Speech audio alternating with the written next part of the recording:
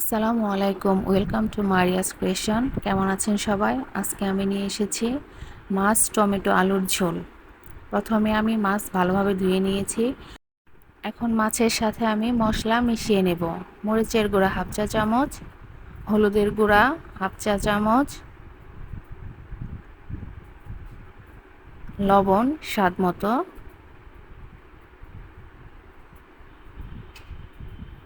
দিয়ে সব কিছু একসাথে মেখে নেব। ভালোভাবে মেখে আমি 10 মিনিটের জন্য রেখে দেব।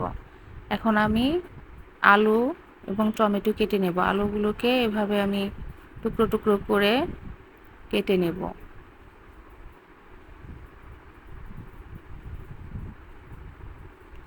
এখানে আমি মাঝারি সাইজের 2টা আলু নিয়েছি। আলুগুলোকে ভালোভাবে টুকরো করে কেটে সরিয়ে নিচ্ছি। এখন ধুয়ে রাখা টমেটো কেটে নেব। আমি এখানে 3টা টমেটো নিয়েছি।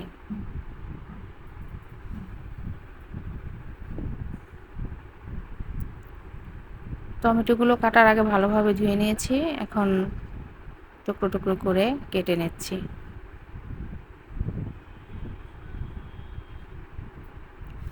সবগুলো টমেটো কাটা শেষ। এখন কড়াইয়ে তেল দিয়ে মাছগুলোকে আগে ভেজে নেব। তেল গরম হয়ে আসলে আমি এক এক করে মাছগুলোকে দিয়ে দিব। আর তরকারি রান্না করলে ওই মাছগুলোকে হালকা একটু ভেজে নিলে হবে, বেশি ভাজার দরকার নেই। আর মাছগুলোকে আমি দিয়ে দিয়েছি। একটা পাশ হয়ে গেলে আমি উল্টে নেব। দেখুন একটা পাশ হালকা লাল হয়ে আসছে, আরেকটা পাশ উল্টে নিয়েছি। এই পাশটা হয়ে গেলে মাছগুলোকে নামিয়ে নেব।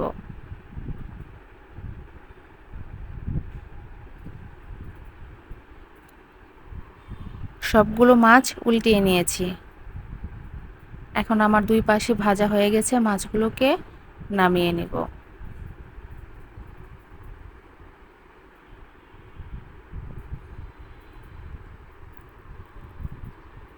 দেখুন মাছগুলো সুন্দর মতো ভাজা হয়ে গেছে। এখন আমি পেঁয়াজ আর কাঁচামরিচ তেলে ভেজে নেব। হালকা একটু রসুন বাটা তেলের সাথে দিয়ে ভেজে নেব, কাঁচামরিচ পেঁয়াজের সাথে। আর কেটে রাখা আলুর টুকরোগুলো আমি এই পেঁয়াজের সাথে ভেজে নেব। ঢাকনা দিয়ে ঢেকে দিব এবং আলুগুলোকে একটু সিদ্ধ হওয়ার জন্য রেখে দিব।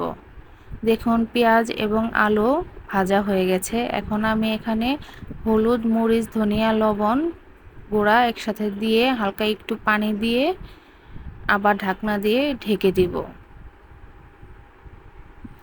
আমি এখানে হাফ চামচ হলুদ, হাফ চামচ মরিচ, হাফ চামচ ধনিয়া গুঁড়া ব্যবহার করেছি আর স্বাদ মতো লবণ। এখন আমি মিডিয়াম লো আঁচে এগুলোকে আস্তে আস্তে সিদ্ধ হতে দেব।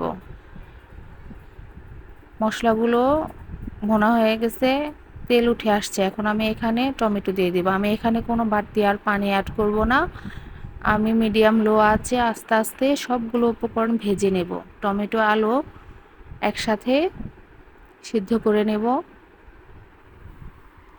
এবং কিছুক্ষণ পর পর ঢাকনা খুলে দিয়ে উল্টে পাল্টে নেব। আলু এবং টমেটো সিদ্ধ করার জন্য আমি এক্সট্রা কোনো পানি অ্যাড করি নাই। মিডিয়াম আঁচে আস্তে আস্তে সিদ্ধ করে নিয়েছি। আমার সবজিগুলো সিদ্ধ হয়ে গেছে। আমি এখন ঝোল দিয়ে দিলাম।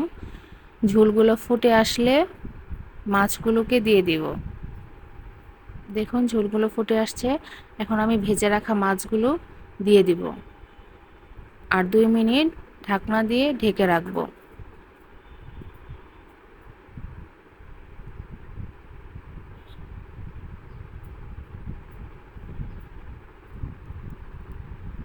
ঝোলটা যখন ঘন হয়ে আসবে ধনেপাতা কুচি দিয়ে 1 মিনিট রান্না করব, তারপর নামিয়ে নেব।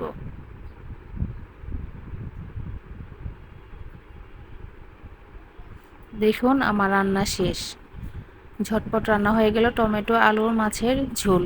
আমার রান্না যদি ভালো লেগে থাকে তাহলে সবাই আমার চ্যানেলটিকে সাবস্ক্রাইব করে রাখবেন এবং আমার ভিডিওতে একটা লাইক, কমেন্ট, শেয়ার করে দিবেন। ভালো থাকবেন। আল্লাহ হাফেজ।